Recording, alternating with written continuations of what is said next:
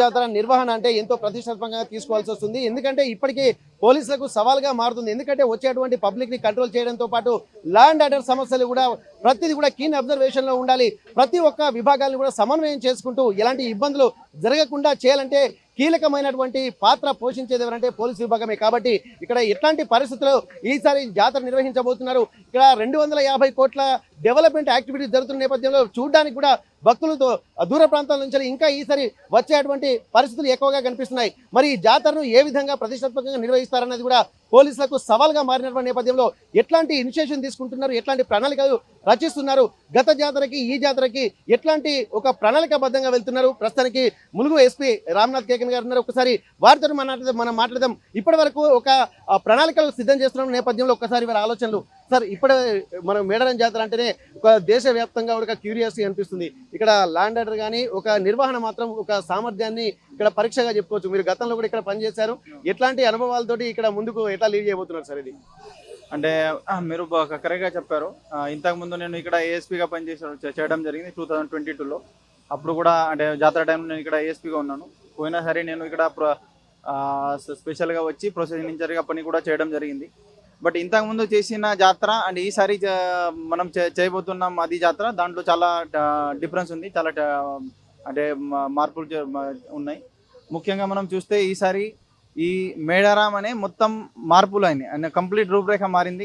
అంటే రాష్ట్ర ప్రభుత్వం తరఫున ఒక special Medaram master plan implement చేస్తున్నాం. కాబట్టి అంటే మీరు ఇప్పుడు కూడా చూడొచ్చు, లక్షల మంది భక్తులు ప్రతిరోజు వస్తున్నారు. ఇంతకుముందు అంటే ఒక 2 వారాల ముందు నుంచి వచ్చేది, అది కూడా సండే ఒక పర్టికులర్ డేలో రెస్ట్రిక్ట్ అయ్యేది. బట్ ఇప్పుడు కంప్లీట్ డైలీ లక్షల మంది భక్తులు వస్తున్నారు. కాబట్టి మేము ఒక నెల ముందు నుంచి బందోబస్తు స్కీమ్ అంటే మానిటరింగ్ చేస్తున్నాం, ఏర్పాట్లు చేస్తున్నాం. మెయిన్ జాతర టైంలో మనం చూస్తే ఆల్మోస్ట్ ఒక 12,000+ మెంబర్స్ మేము ఇక్కడ ఈసారి డిప్లాయ్ చేయబోతున్నాం. ఈ మొత్తం ఓవరాల్ బందోబస్త్ మన multi zone IG sir Shri Chandrashekar Reddy sir ఆధ్వర్యంలో జరుగుతుంది. సార్తో పాటు చాలామంది ఆల్మోస్ట్ ఒక 20-25 మంది ఐపీఎస్ ఆఫీసర్లు వస్తారు. దాంట్లో చాలామంది ఎస్పీ ర్యాంక్, సిపి ర్యాంక్ కూడా ఉంటారు. దీంతో పాటు almost DSP rank, additional SP rank, sector officer, sub sector officer చాలామంది ఉంటారు. సో ముఖ్యంగా ఈ మొత్తం ఓవరాల్ బందోబస్తుకి మేము కొన్ని జోన్స్లో డివైడ్ చేస్తున్నాం. జోన్స్ కింద సెక్టర్స్, సబ్ సెక్టర్స్ అట్లా డివైడ్ చేసి ప్రతి ఏరియాకి ఒక రెస్పాన్సిబుల్ ఆఫీసర్కి రెస్పాన్సిబిలిటీ ఫిక్స్ చేయడం జరిగింది. పోలీస్ శాఖ తరఫున మనం చూస్తే ముఖ్యంగా traffic management, route plan, parking management, parking preparation, holding preparation, అది చాలా ఇంపార్టెంట్ పాత్ర ఉంటుంది. దానికి సంబంధించి మేము ఆల్రెడీ అన్ని ఏర్పాట్లు చేయడం జరిగింది. అది ఆల్మోస్ట్ ఎండింగ్ వరకు వచ్చింది. దీంతోపాటు సెకండ్ మోస్ట్ ఇంపార్టెంట్ ఉంటుంది అంటే క్రౌడ్ మేనేజ్మెంట్లో ఈ ఓవరాల్ భక్తులు రావడం, తర్వాత ప్రొసెషన్ అమ్మవారికి మనం వాళ్ళ రెస్పెక్టివ్ ప్లేసెస్ నుంచి గద్దె వరకు తీసుకొని రావడం, అది ఉంటుంది. తర్వాత విఐపి మూమెంట్ ఉంటుంది. ఈ గద్దె ఏరియాలో భక్తులకి దర్శనం చేయడం, అది ఒక భాగం ఉంటుంది. ఈ గద్దె చుట్టూ ఉన్న ఏరియా జాతర ప్లేస్ మేము అంటాం దానికి. సో జాతర ప్లేస్లో ఏమేమి చేయాలి, ఎలా చేయాలి, దాని గురించి కూడా సెపరేట్ బందోబస్తు స్కీమ్ ఉంటుంది. ఇప్పుడు పోయినసారి చేసిన జాతర, ఈసారి చేసిన జాతరలో ముఖ్యంగా మనం చూస్తే ఈ టెంపుల్ ఏరియా అంటే చాలా పెద్దగా అయింది. ఇంతకుముందు ఆల్మోస్ట్ హార్డ్లీ అంటే 3,500 మెంబర్స్ అకామిడేట్ చేసేది. ఇప్పుడు ఆల్మోస్ట్ 8,000 to 10,000 మెంబర్స్ అంటే భక్తులు అట్ ఏ టైం ఈ గద్దె ఏరియాలో ఉండొచ్చు. సో అది ఒక ఛాలెంజ్ ఉంది మాకు కూడా. బట్ ప్లస్ పాయింట్ ఏముంది అంటే ఇంతకుముందు 2 గద్దెలు అటు సైడ్ ఉండే, లెఫ్ట్ సైడ్ ఉండే. సో క్రిస్ క్రాస్ మూవ్మెంట్ అయ్యేది. సో ఈసారి అది యూనిడైరెక్షనల్ మూవ్మెంట్ ఉంది. బట్ యూనిడైరెక్షనల్ మూవ్మెంట్తో పాటు భక్తులు సంఖ్య పెరుగుతుంది. కాబట్టి మేము ఇంటర్నల్లీ కూడా ఫిజికల్ బ్యారికేడింగ్ కొన్ని చేస్తున్నాం. కొన్ని బ్యారికేడింగ్ మన ఈ ఎండోమెంట్ సంబంధించి ఉన్న హుండీతోని చేయబోతున్నాం. దీంతోపాటు కొన్ని ఏరియాలో ఈ రోప్ పార్టీ పెట్టి రోప్తోని ఒక హొరిజోంటల్ కంపార్ట్మెంట్ కూడా చేయబోతున్నాం. అంటే ఇది ఓవరాల్ దీంట్లో ఫిజికల్ డిప్లాయ్మెంట్ అంటే డిప్లాయ్మెంట్ ఆఫ్ పోలీస్ పర్సనల్తో పాటు యూజ్ ఆఫ్ టెక్నాలజీ కూడా మేము చేయబోతున్నాం. దీంట్లో ముఖ్యంగా ఈ టెంపుల్ ప్రిమైసెస్ మొత్తం చుట్టూ ఏరియా ఇంక్లూడింగ్ ఈ ఇటు సైడ్ ఉన్న 2 వాచ్ టవర్స్, అటు సైడ్ ఉన్న వాచ్ టవర్స్తో పాటు మొత్తం ఈ టెంపుల్ ప్రిమైసెస్లో almost 60+ cameras only temple premises monitor చేయడానికి మేము పెడుతున్నాం. దీంతో పాటు 2 డ్రోన్స్, అటు సైడ్ ఒకటి, ఇటు సైడ్ ఒకటి, ప్లస్ కొన్ని హీలియం బలూన్ తోటి PTZ కెమెరా. సో దీంతో అన్ని కోఆర్డినేట్ చేసి ఒక ఆల్గోరిథం అంటే ఆర్టిఫిషియల్ ఇంటెలిజెన్స్ సంబంధించి ఆల్గోరిథం రన్ చేసి ఈ టెంపుల్లో అట్ ఏ టైం ఎంతమంది ఉన్నారు, ఏ ఏరియాలో ఉన్నారు, అంటే సిచ్యుయేషన్ క్రిటికల్ అవుతుందా, అట్లా ఉంటే ఇమీడియట్లీ అలర్ట్ వస్తుంది. అలర్ట్ వచ్చిన తర్వాత ఇమీడియట్లీ అంటే ఎక్కడ రెస్పాన్స్ చేయాలి, రెస్పాన్స్ అంటే first responder, second responder, third responder లాగా మేము ప్లాన్ చేసినాం. సో ఇమీడియట్లీ ఒకవేళ ఫస్ట్ కంపార్ట్మెంట్లో ఎక్కువ మంది ఉంటే అక్కడ గేట్ దగ్గర ఆపుతాం, ఇంకా పెరుగుతుంది బయట ఆపుతాం. ఫస్ట్ కంపార్ట్మెంట్లో అంత ప్రాబ్లం లేదు, సెకండ్లో ఉంది, సో ఫస్ట్లో ఆపుతాం. సో అట్లా డైనామికలీ మేము ప్లాన్ తయారు చేసి అంటే time to time will take the decision and will ensure that especially temple ఏరియాలో ఎక్కడ కూడా అటువంటి అంటే అన్టువర్డ్ ఇన్సిడెంట్ జరగకుండా మేము చూస్తాం. ఎక్కువగా దాదాపు దొంగల బెడద కూడా ఉంటుంది. మొత్తం ఓవరాల్గా ఇక్కడ నిఘా వ్యవస్థ ఎట్లా ఉండబోతుంది, ఎట్లా మానిటరింగ్ చేస్తున్నాం ఓవరాల్గా? సో ఈ అంటే చాలామంది దొంగలు కూడా అంటే రకరకాల అంటే డిఫరెంట్ స్టేట్ నుంచి కూడా వస్తారు.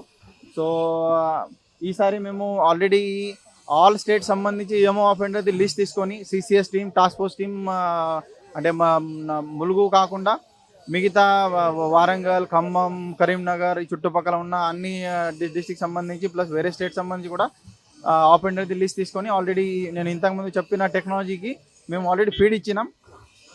దీంతోపాటు డిఫరెంట్ యూనిట్స్ ఉంటాయి, అంటే డిస్ట్రిక్ట్ నుంచి కూడా సిసిఎస్ టీం వచ్చి ఇక్కడ స్పెషల్ నిఘా పెడతారు. వాళ్ళకి టైం టు టైం పట్టుకొని విల్ సెండ్ దేమో. మేడం ప్రైమిసెస్లో మాత్రం ఈ భద్రతా ఏర్పాట్లు ఓకే, కానీ దూర ప్రాంతం నుంచి వచ్చేటువంటి వెహికల్ అంటే రూట్ మ్యాపింగ్ ఎట్లా ప్లాన్ చేస్తారు సార్? ఎందుకంటే ఎక్కువ ట్రాఫిక్ కూడా జామ్ కాకుండా. సో ఈ రూట్ మ్యాప్ అని అంటే చాలా ఇంపార్టెంట్ రోల్ ఉంటుంది ట్రాఫిక్ మేనేజ్మెంట్లో. సో ఓవరాల్ మనకు 5 రూట్స్ ఉన్నాయి. ఒకటి మెయిన్ రూట్ అంటే హైదరాబాద్, వారంగల్ నుంచి పసరా నుంచి నార్లాపూర్, రూరట్టం, అది ఒకటి, అది కంప్లీట్లీ యూని డైరెక్షన్. సెకండ్ ఉంటుంది పసరా నుంచి తాడవాయి నుంచి మేడారం, అది ఆర్టీసీ రూట్ అంటాం మనం. ఆర్టీసీ రూట్లో 2-వే డైరెక్షన్ అంటే ఫ్లో ఉంటుంది. తర్వాత మనం ఇంకా ముందుకు పోతే అక్కడ ఛత్తీస్గఢ్ నుంచి వచ్చిన భక్తులు, ఛత్తీస్గఢ్, భద్రాచలం, వెంకటపురం, అటు నుంచి వచ్చిన వాళ్ళు చిన్నబోయినపల్లి నుంచి షాపల్లి, కొండాయి నుంచి ఉరట్టం, అది ఒక రూట్ ఉంటుంది, అది 2-వే రూట్ ఉంటుంది. మనకు మహారాష్ట్ర సంబంధించి భక్తులు రామగుండం, మంతని, కాటారం, కాళేశ్వరం అటు నుంచి వచ్చిన భక్తులు అందరూ కాటారం నుంచి మనకు కాలువపల్లి నుంచి ఉరట్టం వస్తారు, అది కూడా 2-వే డైరెక్షన్ ఉంటుంది. ఎగ్జిట్ రూట్ అంటే మనకు ఇక్కడ నుంచి నార్లాపూర్ నుంచి బయాకపేట్ నుంచి భూపాల్పల్లి పోతుంది, అది కమలాపూర్ క్రాస్. అక్కడ నుంచి మళ్ళీ వారంగల్ పోయి అక్కడ నుంచి వాళ్ళ రెస్పెక్టివ్ ఏరియాలో పోతాం. సో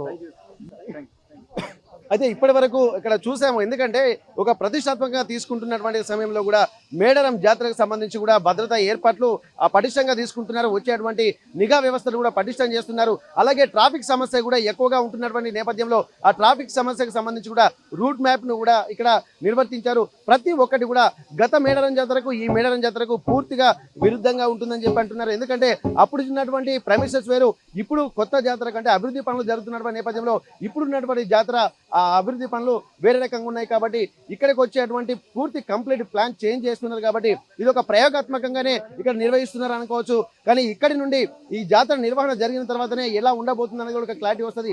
ఆ తర్వాత వచ్చే మేడారం జాతరకు కూడా ఒక ప్రతిష్టాత్మకంగా ఒక ప్రణాళికాబద్ధంగా ఉంటుంది. ఇప్పుడు మనం చూసేటువంటి అంతా వివిఐపి రూటు, ఆ తర్వాత వచ్చేటువంటి వాళ్ళు మొత్తం మినిస్టర్స్, అలాగే అక్కడ ముఖ్యమంత్రులు, గవర్నర్లు, అలాగే మిగిలిన రాష్ట్రాల సీఎంలు ఎవరైనా వస్తే ఈ మెయిన్ ప్రధాన ద్వారం నుంచి వస్తూ ఉంటారు. ఇక్కడ రాష్ట్ర కేబినెట్ మొత్తం అక్కడ నుంచి ఎమ్మెల్యేలు, అలాగే మిగిలిన వాళ్ళు ఈ రేటు నుంచి వస్తూ ఉంటారు. అంటే భక్తులు మాత్రం సాధారణంగా వచ్చేటువంటి వాళ్ళు రెగ్యులర్గా ఇక్కడ వచ్చేటువంటి ఆ లైన్లో కేటాయిస్తుంటారు. అంటే మొత్తం 9 ద్వారాలు ఏర్పాటు చేశారు. కానీ ఇక్కడ ప్రతిష్టాత్మకంగా కూడా ఏ విధంగా సక్సెస్ అవుతుందే ఒక ప్రశ్నగా మారుతుంది. కాబట్టి ఇక్కడ ఏఐ టెక్నాలజీ తోటి ఇక్కడ కెమెరాలు కూడా ఏర్పాటు చేసి, అంటే అయన్ బెలూన్స్ ఏర్పాటు చేసి ఆ బెలూన్లను కూడా కెమెరాను కూడా అమర్చి క్రౌడ్ ఎక్కువగా ఉంటుందో అక్కడికి కూడా పోలీసులు ఆ ట్రాఫిక్ని మళ్లించే విధంగా ఒక ప్రణాళికాబద్ధంగా, అంటే ప్రతిదీ కూడా ఏఐ టెక్నాలజీ ద్వారా ఇక్కడ ఇనిషియేషన్ తీసుకుంటున్నామని చెప్పంటున్నారు. ఈ జాతరను కూడా విజయవంతంగా చేయడానికి కూడా ప్రతి ఒక్క సమన్వయంతో పనిచేస్తామని చెప్పి ఇక్కడ ఉన్నటువంటి ఆ పోలీస్ ఆఫీసర్స్, అలాగే ఇక్కడ జిల్లా ఎస్పీ